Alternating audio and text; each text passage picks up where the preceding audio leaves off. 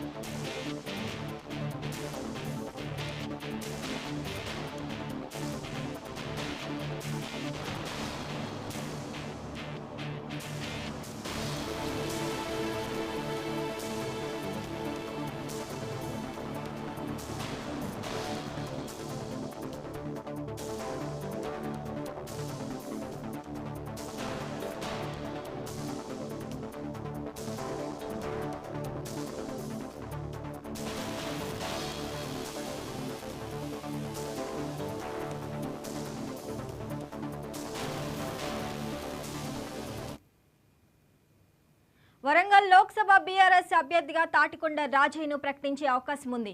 కేసీఆర్ నుంచి పిలుపు రావడంతో రాజయ్య ఎర్రవెల్లి ఫామ్ హౌస్ కు బయలుదేరి వెళ్లారు. వరంగల్ బీఆర్ఎస్ ఎంపీ అభ్యర్థిగా రాజయ్య పేరును కేసీఆర్ ప్రకటించనున్నారు. ఇక ఇదే అంశానికి సంబంధించి పూర్తి డీటెయిల్స్ మా ప్రతినిధి శ్రీధర్ అందిస్తారు. శ్రీధర్ చెప్పండి.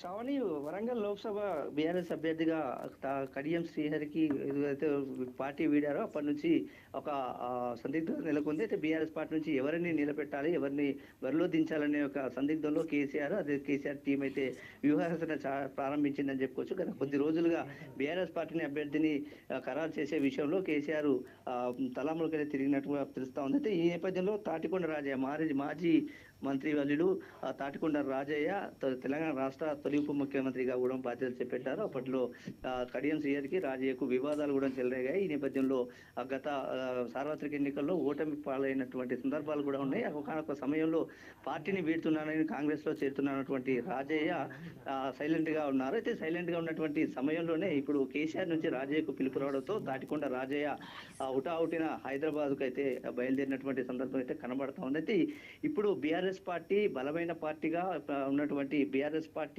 కాంగ్రెస్ పార్టీని ఢీకొట్టాలంటే, అదేవిధంగా అటు బీజేపీ నుంచి ఆరూరి రమేష్ ను ఢీకొట్టాలంటే ఒక బలమైన ప్రత్యర్థిని నిలబెట్టాలనే వ్యూహంలో అటు కేసీఆర్ యోచిస్తున్నారు. ఈ నేపథ్యంలో బలమైన నాయకుడిగా కడియం శ్రీహరికి బలమైన నాయకుడిగా తాటికొండ రాజయ్య సమర్థుడు అనేది మాత్రం కేసీఆర్ ఊహం అయితే ఫలించిందని చెప్పుకోవచ్చు. ఈ నేపథ్యంలో కాసేపటి క్రితమే తాటికొండ రాజయ్యకు పిలుపు ఆహ్వానం అందడంతోనే బీఆర్ఎస్ పార్టీకి సంబంధించినటువంటి పార్టీ శ్రేణులు దాంతోపాటు రాజయ్య పూర్తి స్థాయిలో ఇక్కడ నుంచి బయలుదేరాడు. హైదరాబాద్ కు కాసేపట్లో చేరబోతున్నారు. అక్కడ అధికారికంగా కేసీఆర్ నోటి నుంచి బీఆర్ఎస్ అభ్యర్థిగా తాటికొండ రాజయ్య ప్రకటించే అవకాశం ఉన్నట్లయితే పార్టీ వర్గాలు చెప్తున్నాయి. ముఖ్యంగా త్రిముఖ పోటీకి అయితే మరొకసారి వరంగల్ పార్లమెంటు ఉన్నదని కూడా ఇక్కడ ఎన్నికల బరిలో దిగేందుకైతే ప్రధానంగా ఈ 3 పాత్రలు పోషించే అవకాశాలు ఎక్కువ కనబడుతున్నట్టుగా తాజా రాజకీయాలు అయితే చర్చకు దారితీస్తున్నాయని చెప్పుకోవచ్చు మనకు.